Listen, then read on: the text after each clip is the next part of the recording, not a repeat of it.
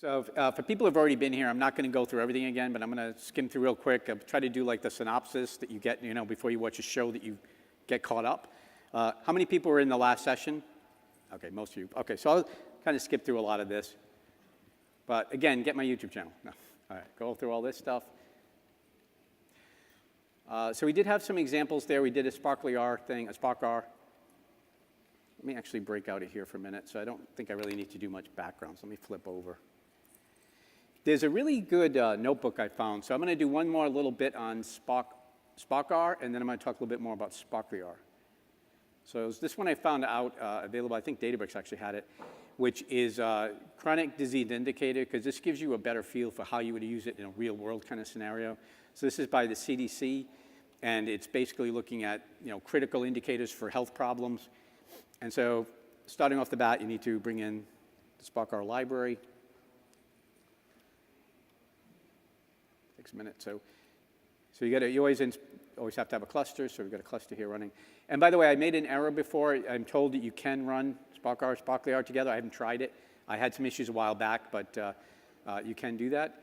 And another thing, I showed the syntax using the with column, which is a function you can use to create a new column and do a calculation. But I'm told you can also use the $ syntax if you prefer that. So again, something to try, but okay, did that get imported? Good. So one of the things that's nice, too, when you do brings data sets and things into this, if you haven't done this, the file system commands are really nice. So this shows all the different data sets that I'm wasting Microsoft space with. But OK, so here we're going to be bringing in something. We're going to do readdf, and it's returning. Now, I'm not the convention I was using earlier, because this is a separate notebook, but it's going to return a data frame, and it's going to cache it for performance. And then you can see it's going to give the dimensions, et cetera. Oh, yeah, sorry, that's that better? Okay. Okay, so now you can get the dimensions of this data. So this isn't huge data, but it gives a nice demo.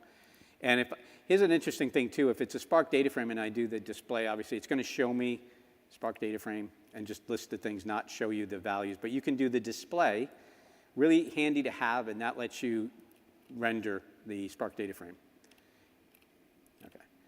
So one of the things this also is doing, they want to count the records.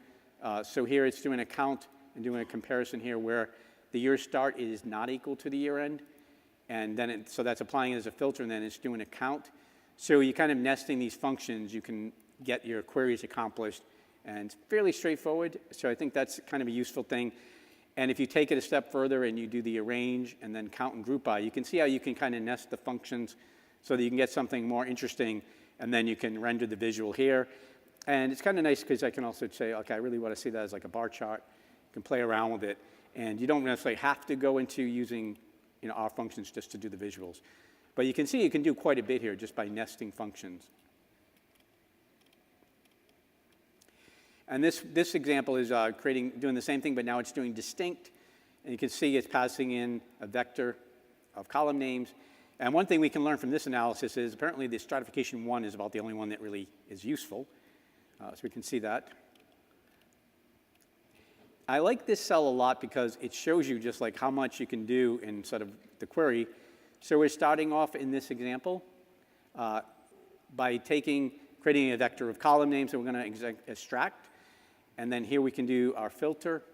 And you can see we can tack a bunch of things together. So it's a little bit different in some of this syntax maybe, but it works really pretty cool that you can stack all this. And you can use the select here just to pull the data back. So you get your vector here, and you can pull it back through. And in this case, I'm not using the $ syntax. I haven't really tried that too much, but this is a way to do it. You're going to get a data frame back each time because, again, data frames really are immutable when they're scaled out like that. But this allows you to get like new data frames back. So this is just really renaming columns. This is pretty frequent, so you got to do something like that. And then we can pass back essentially this query to get a new data frame and build out from that. So I like that it shows you kind of a lot of stuff. So you may want to get that notebook on GitHub. I think I showed everyone on github.com/shared. Cafferky, you'll find my stuff. Was anyone not at the last session? Oh, there are a few. OK. I'll go back to that slide and remind me to do that.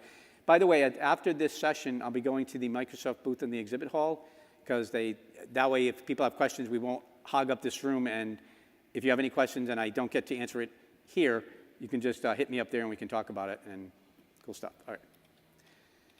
Okay, so another thing we can do is we can take functions and we can spread that out. We can use the apply kind of thing, and dapply is the function we use. And what it takes is your data frame as a parameter, your function, and a schema. And the schema tells it how to write your output. So I copied this from their documentation just so it's clear what's happening here. But what we have here is a transform function, and then you've got the schema defined. And what we're doing here is applying that function to create a new column on the data frame. So it's just the main takeaway here really is just that I can create a standard R function and push that out to my nodes on the cluster, and it will process it. So it's a kind of a handy thing to be able to do, and you can do a lot of stuff with that, which is nice. And you can see here, before I did that, I don't have, there's one column that's now going to be added. So I go down, and now I have a new data value column, which has converted it to this number. So just to get a sense of, like, you can spread that out and create a new column in this case. And again, the display, so we've kind of seen that. And something I think we did look at again, this is, you can say register, there's two ways to do this, but create temp table or register temp table. And this is going to take your data frame and turn it into a SQL table. And now anything you want to do in SQL. Has anybody used SQL like in Spark? Okay, it's really powerful. I really like it a lot because it's a full-blown implementation. If you ever did things like common table expressions, you can do them. You can do some really advanced queries. So sometimes I think you're better off using SQL than R, and other times I think R is better. It depends what you're trying to do. But what we can do here is it's creating a database. So one of the things that's kind of nice in Spark, or in this case Databricks, we can say create a database, and we can tell it where. So Databricks has built-in Databricks file system, so it has a local kind of blob storage local to it that you can use. Usually for big data, you'd probably actually put it out in separate storage because you want to have massive storage. And on Azure, you'd probably use Azure Data Lake storage, which is basically HDFS under the covers and optimized for big data. But in here, it's just kind of local. It's kind of easy to use. But you can create a database, and then you can say, I want to use that database. So you kind of change the context to that. And then you can do things like this. So you can say, create a table if it doesn't exist. And in this case, you're just taking that table, creating a table for the data, and you're doing it by selecting against this temp table you created. Now, all that, what I'm really doing is I'm taking something that was registered that will only persist for the session, but maybe I want to make it permanent so I can come back tomorrow or the next day and the data still exists. And I can picture a lot of cases you'd want to do stuff like that because maybe you're doing a lot of data wrangling in one notebook and you just want to get that final copy that's a good set of your data, and then you can do more analysis from that. So a good way to do that is persist it as a SQL table. Some nice things you can do, describe table, and then you'll get to see the layout of the table and the column names. This is just different types of SQL you can do against it once you've extracted it. And in this case, you can do some sort of more advanced queries, but you can get visualizations against it. So this is all, I just like the CDC did this, and I really like the map graphic here, which you can use by open source. And the idea, the darkness of the color just indicates the density. All right, so a lot of these graphics you can see, I'm just kind of showing you different things you can do in SQL. And this gets into, again, you can do some pretty complex SQL, so you've got subqueries. I would probably do this as what you call common table expressions. But again, if you've used SQL, you can do a lot of pretty advanced stuff. So leveraging SQL with R is a great idea, I think. I really believe in using all the languages that make sense, and you can interoperate between them. And finally, you get an example here where you're pulling out a data set using the SQL API. So now you're taking something that's in a SQL table and pulling it back into R. And once you do that, now you can use that for training. So one of the things I talked about earlier, too, is when you're doing training, you cannot refer to row numbers and things. I tended to do that, like use the select by indexes and then do a negative and pull back the ones that are for testing from the data set. But a way to do that is using the sample function here, and then you can say what percentage do you want, so for this case, training data. And then you can do this except, this is one way to do that, and that will give you everything on the other side of it. So there's a bunch of ways to do this. Probably the most efficient way to do it is one I had earlier where it just split them both up right at once. I think that's probably more efficient. But you get the idea, this is what they did. And in this case, they're creating a model here using the Spark API to MLlib. and creating a linear model and kind of displaying it, and then here running the predict function and displaying it. So again, this is scaled out machine learning. It doesn't look that much different than standard R code. So it's kind of nice that way. Kind of the new word I'm using is orthonic. So I think it's pretty good that way overall. All right. Let me toggle over for a minute. And I think we talked a little bit about SparkR. So let me switch gears. So SparkR has, that comes up. SparkR has full dplyr support, so if you're used to using that, Magritter and things like that, that's what SparkR brings to the table. Really good data wrangling at scale and very orthonic, that's the word I'm using now, because I think it works really well that way. You can also, as with SparkR, create local data frames and ML-lib support. And the documentation is good, but again, one thing I find is it tends to favor RStudio's interest, which is RStudio as the tool of choice and their notebooks. This is something I said that I was corrected now. I guess Databricks now includes the SparkR library automatically on your clusters. So you shouldn't have to install it. You do have to watch that a little bit, though. In order to get that, you have to make sure you're picking a really recent version. And then what was happening with me was when I was creating my cluster, apparently, it was defaulting to what I'd used in the past, so it wasn't giving me the library. So you can still say install SparkR if you want, and we'll see that, but just to be aware. Okay, I think we've covered this, so let me back up for a minute and go through a quick demo.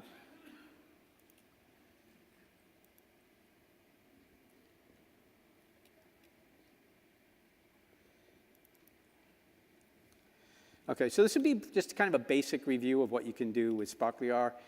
If you don't have it, if you ever run into a problem, you need to install it, you can just do install packages, and you get in SparkR. And as with SparkR, you'll see some of the things that, what's going on and if it's masking or hiding any functions. It puts quite a bit in here, as you can see, so it's not a trivial install. And once you do that, then you can just say, OK, bring in SparkR. Now, Databricks also has a separate library function, so if you want to have it so that automatically when you do things, it will install libraries, you can use that as well. Did I already bring that in? No. Oh, shoot, that was install. OK. OK, really didn't need to do that install, but there we are. OK, so one of the differences between what we were doing before is we are going to create this entry point. Typically, if you were doing a Jupyter notebook or something, you would always create an entry point. Databricks with SparkR just kind of masks that for you. In this case, we'll create our Spark context by calling this function. We'll just call SC. So this is what you see in the documentation. So aside from that, it's a little bit different when you start in. And as I mentioned in the last presentation, Databricks is really a wrapper around Spark. It's no different. So anything you find in documentation that's about Spark applies to Databricks. Databricks adds a lot of bells and whistles, but at the end of the day, it's still Spark. So if you learn something about SparkR and things you can do, you should be able to paste the code into a notebook and work with it. OK, so here we're just bringing in the iris data set. And you can see it's just doing a head function on it. And so we're able to kind of take a look at that. So here we're going to do a copy and return a version of iris, which is a scaled out version, so the iris table.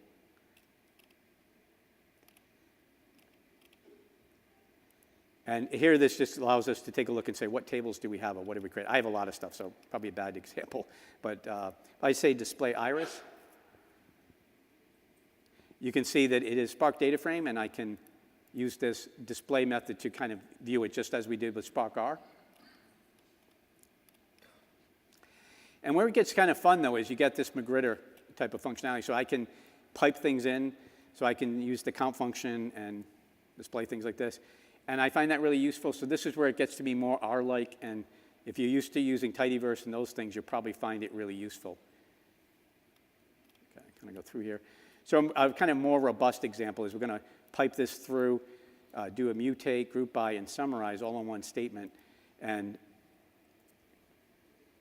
nice feature is you can do that all kind of at once. Oh, I have some error in there, but I'll move on for now. So Okay, and a similar thing here. I wasn't running all the cells, so I probably don't have something I need in the background. But here I can do more summarizing and run the summary. So if I wanted to, now I can use ggplot2. When I'm doing this, go back.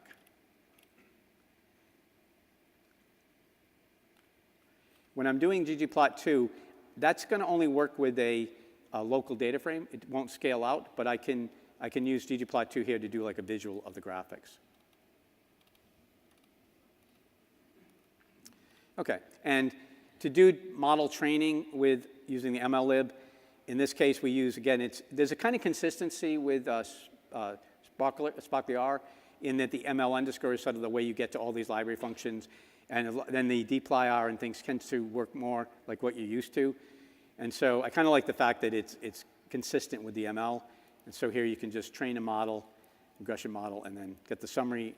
And that's a scaled out model, so it's very handy that way.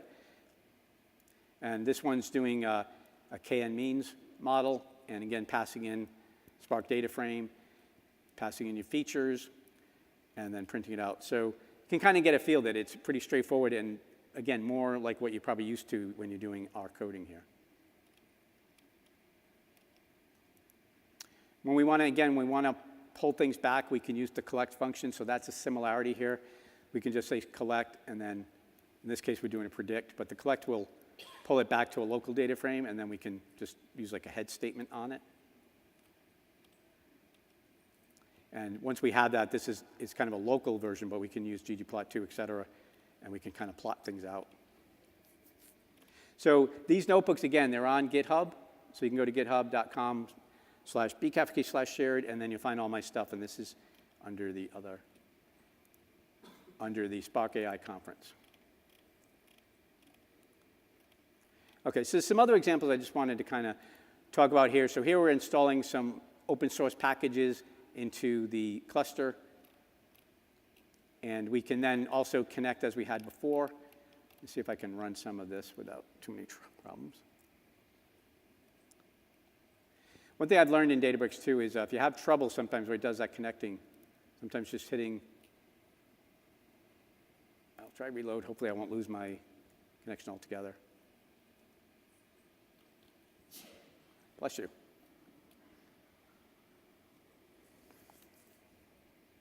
Okay, I'll just go through the notebook. It doesn't look like it's connecting right now. But you can see in here where you bring in, ooh, that's not good.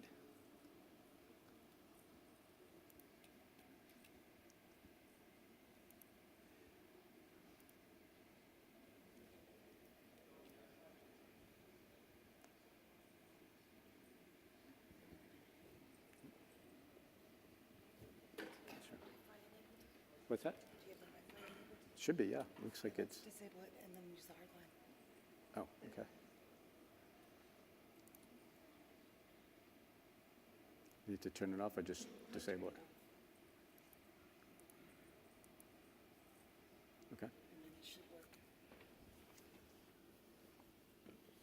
So while this is happening, any questions? No? Okay.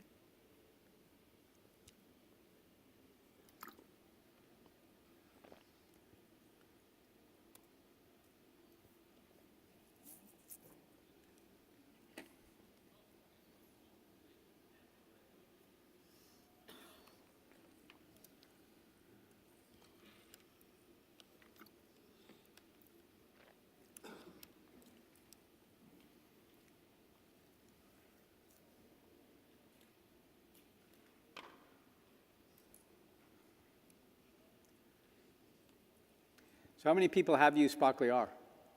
Okay. Any people that prefer SparkR over SparkR, or, yeah?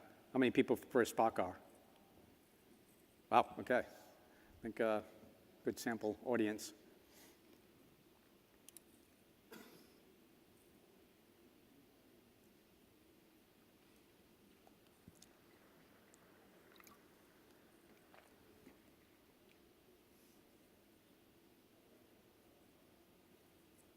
I guess I could just try to go with the slides for now. Okay. I don't know.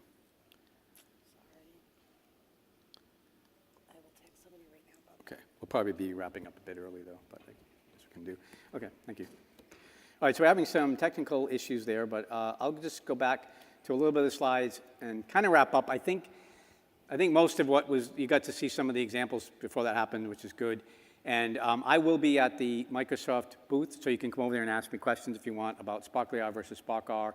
I think they're both really good. One of the things I didn't get to show as much is about that.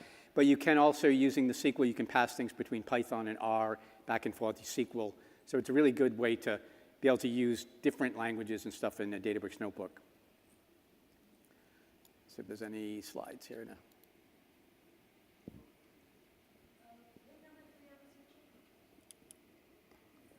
Yeah, OK.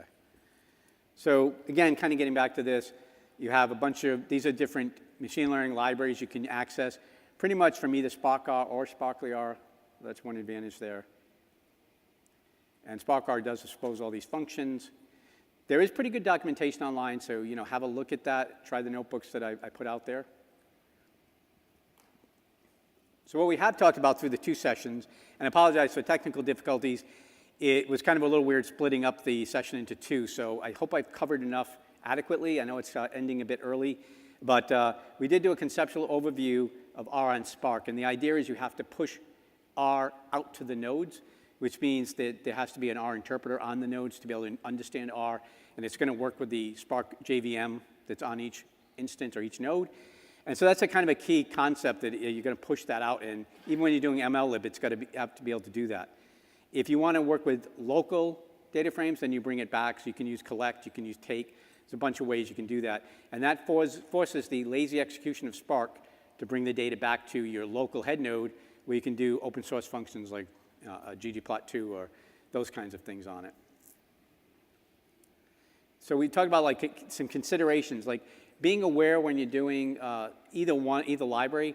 Are you dealing with a local data frame or a Spark data frame, one that's distributed, because they work differently. Obviously, there's a lot of different implications, and you need to write your code differently depending on what you're looking at. So one question came up before is, well, how do I know using GLM, it's masking it. It was actually a Spark-based call, but because we're passing a Spark data frame, that's one way to know that that's actually distributed. So it can be a little bit confusing when you're doing this to know which is which. The other thing to keep in mind is things that conceptually a little different, like the idea of indexing. You can't pick a row number out when it's distributed across many nodes. So that doesn't really make a lot of sense. So certain things you have to think a little differently. The idea with these libraries is they're trying to mask a lot, but sometimes they're trying to also, you can't get away from the architecture. So certain things like that just don't make sense.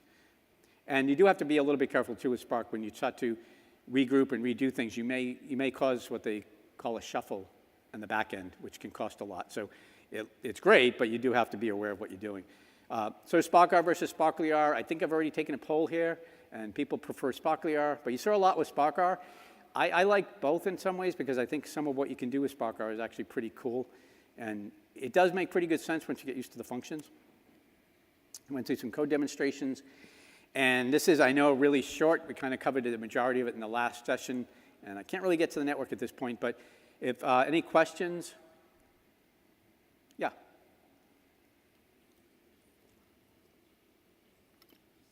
I'm still not really clear on why you have to set the Spark context in SparkR, but you don't have to do that in SparkR. I'm sorry, could you say it again? Why do you have to set the Spark context in SparkR and not in SparkR? That's a good question, and I'm not sure offhand I don't know if there's somebody from Databricks that has a better answer to that here.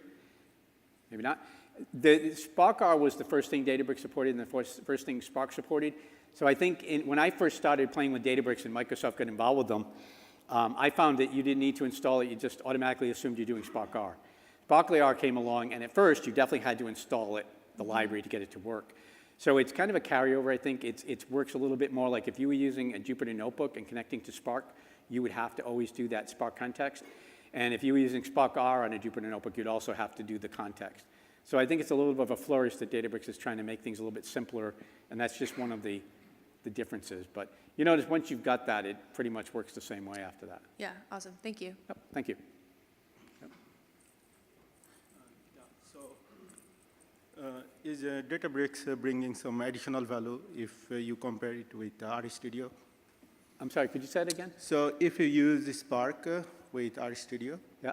and if you use Spark with Databricks, Yeah. so if Databricks brings some additional value, or Yeah, so, what's the point of Databricks? yeah, so I haven't really done a lot with using RStudio on Databricks, but you can install it on the Cluster Manager, and you can use RStudio. The only thing I would say is since RStudio wrote SparkR, I'm guessing you'll probably get some perks from that. And it is, of course, native to using like dplyr and the things that are popular libraries that they've created. Yeah, but those are also quite easy to use in RStudio, isn't it? No, I'm just trying to understand if Databricks brings some additional value, if you compare with using RStudio with SparkR or Databricks. As far as I know, I haven't used it, but as far as I know, Oh, you okay. can, in RStudio, you should be able to use SparkR or SparkR. Yeah, yes, Yeah. I used. Right. Oh, no, I mean, if you use RStudio on the cloud, yeah, exactly. Yeah. Yeah, exactly. Yeah. So at that point, RStudio just becomes an entry point where you send your query off to Spark and say, solve this, do this work. Yeah. Yeah. And you should be able to use either one. No, I mean, then I got the point. So here is like more or less talking about you're using cluster computations. So Databricks is actually simplify that process Yeah. using the cluster. Right. Okay, thank you. Thank you. Hi, thanks for the talk. I was wondering if you would comment on, in SparkR, you use Spark Apply to send user-defined R functions to the cluster. Right. And in Spark Apply, you can actually send in packages that will then go to the nodes and have to be installed on the nodes. Can you do the same thing with SparkR, and what's your experience in doing either or? I haven't done that, and I haven't really seen a good example of that yet with SparkR. SparkR, I did see that, so that may be an advantage. I'm not really sure offhand if they both can do that, but yeah, sorry. Thank you. Sure. All right, well, thank you. Again, I'll be at the Microsoft booth, and thanks again. And